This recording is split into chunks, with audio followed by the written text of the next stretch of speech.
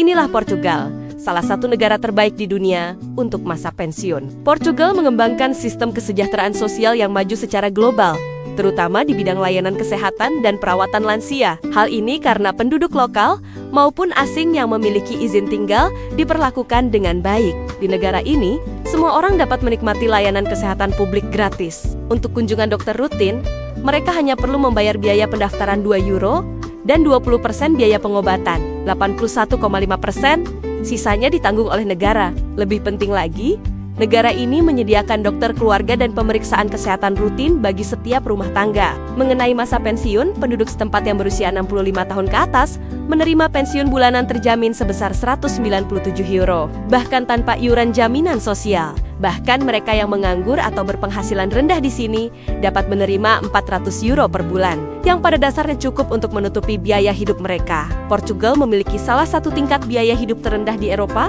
terutama dibandingkan dengan negara-negara Eropa Barat lainnya. Biaya hidupnya sangat terjangkau.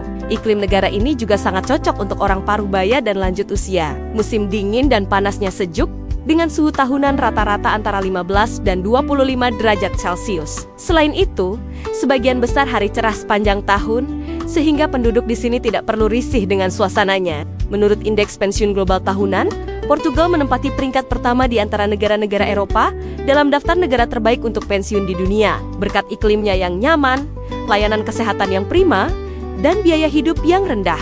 Portugal telah menduduki peringkat negara terbaik di Eropa untuk pensiun selama 5 tahun berturut-turut. Portugal terletak di Eropa Barat Daya dengan luas wilayahnya sekitar 92.000 km persegi. Total populasinya sekitar 11 juta jiwa dengan sebagian besar orang Portugis. Dan sisanya sekitar 1,5 juta imigran asing.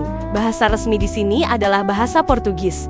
Tetapi, bahasa Inggris juga digunakan secara luas di kota-kota besar. Lisbon adalah ibu kota dan kota terbesar di negara ini, dengan transportasi dan keamanan publik yang relatif baik.